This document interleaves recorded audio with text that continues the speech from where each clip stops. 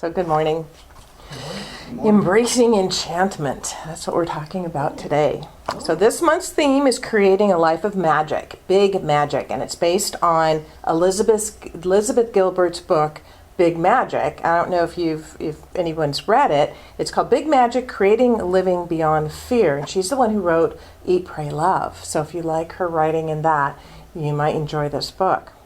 And we're going to explore, the book is leading us to explore attitudes, approaches, and habits needed to uncover our hidden treasures and face our fears and trust the universe, which is really what we're all about, isn't it?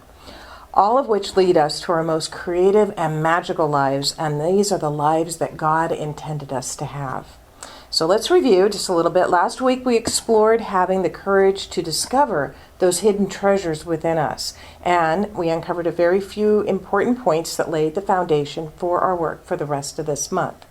First, we defined creative living as, 1, a life that is driven more strongly by what than by fear? Anyone remember? Faith. Well, faith or curiosity. Curiosity, more by curiosity than fear. A life in which you bring forth from you that which brings you joy and fulfillment, which in turn blesses the world. When we're in joy, we bless the world just by being who we are. Second, we said that every one of us, no exceptions to this one, has within us hidden treasures that when we uncover them, we bring forth that which brings us joy and fulfillment, which in turn blesses the world. So third, what holds us back from discovering these hidden treasures and living a life of joy and fulfillment and blessing to the world is our fear, which according to Gilbert is, do you remember what we talked about? Our fear in our lives is what? It's boring. It's boring. Our fear is boring. She writes, our fear never changes. It never delights, never offers a surprise twist or an unexpected ending. Fear is a song with only one note, only one word actually, repeated at full volume on an endless loop. Stop. We are all equipped with the same basic fear package. There's nothing interesting or compelling or original about it. It's boring. And then she poses a question that I posed last Sunday. Do we really want to build our lives around the most boring instinct we have? And sometimes, and here's a bit of magic, sometimes life just won't let us be driven by our fears. It just won't let us. In fact, I want you to watch this. I have a little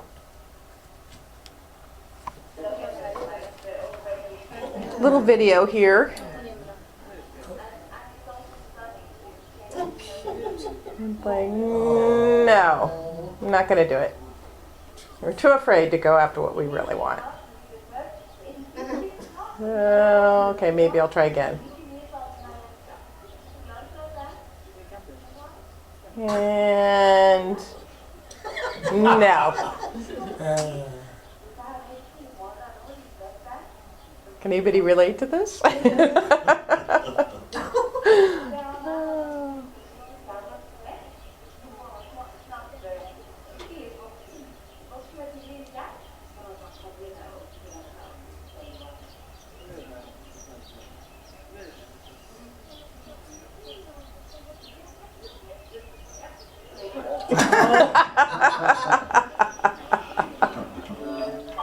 Okay, so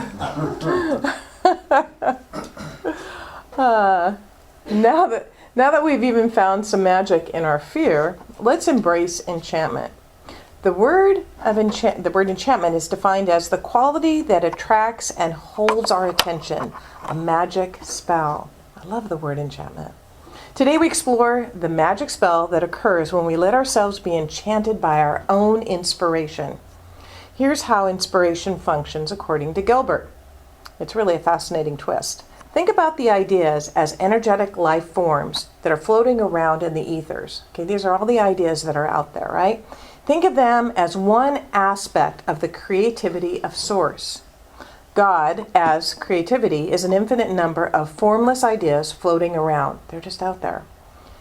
The open part of the Science of Mind V symbol represents this. This is just as it comes into our expression. At this point, the ideas have no material body, but in Gilbert's viewpoint, they do have a consciousness and are driven by a single impulse. to be made manifest in our own physical world. The trick for many of these formless ideas is that the only way that they can be made manifest in our world is through a collaboration with a human partner. Therefore, the ideas spend an eternity swirling around us, searching for the available and willing human partner that will help this idea come into realization. When an idea thinks it's found somebody who might be able to bring it into the world, say maybe one of us, it will pay us a visit. It will try to get our attention. Chances are fairly good that we will not notice. Perhaps we're so consumed by our own dramas or our anxieties, distractions, insecurities, and duties that we aren't receptive to that inspiration. We might miss the signal because we're doing something really important, like watching television or brooding about how angry we are about somebody or something, or pondering our failures or our mistakes, or other equally important activities that occupy our time and our headspace. The idea will try to wave us down, perhaps for a few moments, perhaps for a few months, perhaps for even a few years. How many of you have had an idea that's kind of persisted for a long time? But when it finally realizes that we aren't fully open to being enchanted by its inspiration, it will leave us and it will move on to somebody else. But sometimes, Gilbert writes, there comes a moment when you're open and relaxed enough to actually receive something. Your defenses might slacken and your anxieties might ease, and then magic can slip through. The idea, sensing your openness, will start to do its work for you. It will send the universal physical and emotional signals of inspiration, those chills up and down your arms, right? The hair standing on the back of your neck, the nervous stomach, the buzzy thoughts, that feeling of where you feel like you're falling in love. And then in a quiet moment, it will ask, do you want to work with me? Has anyone had this experience? Anyone had that inspiration where you just got this fabulous idea and you just knew that somehow, you didn't know how it was going to happen or it was going to work out, but you just knew that if you said yes, things would fall into place. I know I have. At this point, of course, you have two options for how to respond. The simplest answer, often the easiest answer, and sometimes the right answer for you is to just say no. Then you're off the hook. The idea will eventually go away and you don't need to bother with it. It may not be the right time for you. It may not really be the right idea for you. Gilbert writes, I have many times been approached by ideas that I know are not right for me, and I've politely said to them, I'm honored by your visitation, but I'm not your girl. May I respectfully suggest that you call upon, say, Barbara Kingsolver. I always try to use my most gracious manners when sending an idea away, so you don't want the word, getting out there that you're not receptive to these ideas or you're difficult to work with, because you want those ideas to keep coming. Whatever your response, though, do be sympathetic to the poor idea. Remember, all it wants is to be realized. It's trying its best. It seriously has to knock on every door it can. I know Mickey is looking at what he's going to do after he retires. And he's got some fabulous ideas that are coming to him. He wants. This thing about that I was trying to visualize. He wants to do something of service, and so ideas are coming to him because he's receptive to this. But you might say no, and that's perfectly fine. When you say no, nothing happens at all, and you go on, and the idea moves on to someone else. But here's something really important to get. Have any of you ever had an idea, decided for some reason or another not to pursue it, and then you've seen that same idea brought forth into form by someone else, and you think, he stole my idea. Oh man, I can tell you right now, we were thinking back in the day before even Mrs. Fields' chocolate chip cookie came about, there was a place called Blue Chip Cookies. And even before that, we've been talking about, wouldn't it be cool to open a store and sell home-baked cookies? And it's like, we didn't move on that idea, but somebody else did in many different places. I was cutting off the tips of my socks before they created toe socks for clogs. There you go. Yep. There you go. Well, we don't ever get to think that way again because we, my friends, were not enchanted enough with it, so it found someone else that was. There's no blame or guilt here, just complete personal responsibility. That wasn't the right time for us. It's an important aspect of our new thought teachings, isn't it? To take that personal responsibility and say, I said no to that, but I can change now and say yes to the next one. In Creative Mind and Success, Ernest Holmes writes, We are created as individuals, and as such, we have the power of choice. What we need to do is to select what we feel to be right and know that the universe will never deny us anything. We choose, and mind creates. We should endeavor to choose that which will express always a greater life. So, we have the choice to say no and let the idea go somewhere else. Then again, sometimes inspiration that will express that greater life, lands on us, and we receive the universal physical and emotional signals of enchantment. The chills up the arms, the hair standing on the back of our neck, the nervous stomach, and the buzzy thoughts. And we might just say yes. What then? What then? What happens after we say yes? Well, we can approach it with fear. Oh darn, here it is again. What can I do? Can I even do this? Am I capable? Am I good enough? Will it work? All those ideas we explored last week. And once again, we can be stopped and not give a particular idea form to happen through us. We can do that. Or we can embrace enchantment.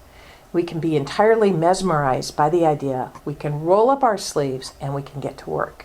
And I might add, there might need to be a little trust in there that we have the support of the universe behind us. More great words from Ernest Holmes to support the idea. When we feel that we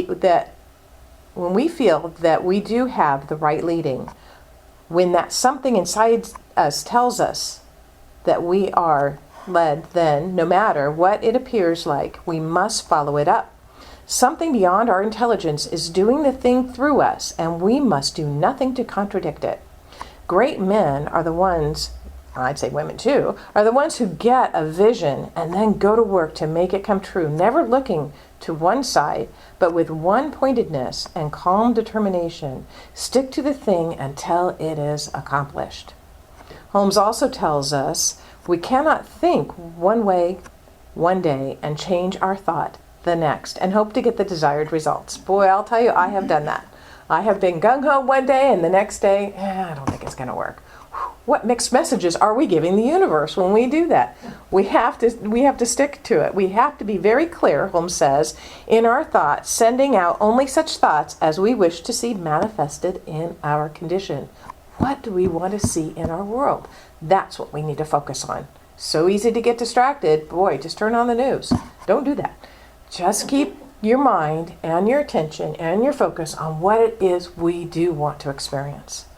Gilbert writes, "All I know for certain is that this is how I want to spend my life, collaborating to the best of my ability with forces of inspiration that I can neither see nor prove, nor command, nor even understand. It's a strange line of work, admittedly, and I cannot think of any better way to pass my days." So, how about you? As you contemplate that answer, I invite you to close your eyes and really contemplate that answer. How about you? Do you want to live your life embracing enchantment? Embracing the enchantment of the inspiration that comes to you.